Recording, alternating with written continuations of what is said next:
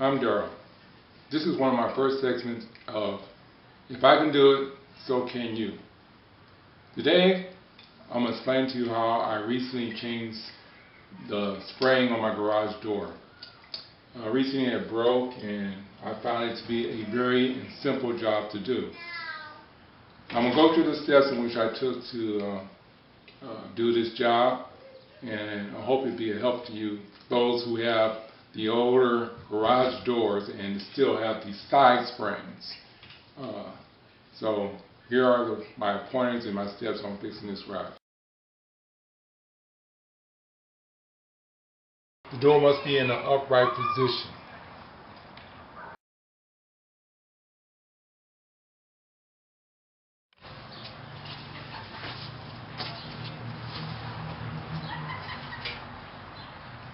I use a ladder and a stack of books to prop up the garage for safety precaution while I work on my project.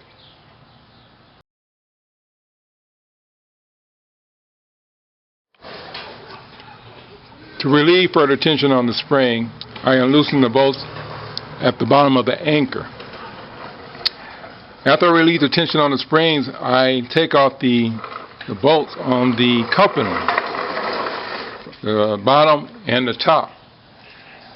And once that's done, I remove the spring and replace it with a new spring.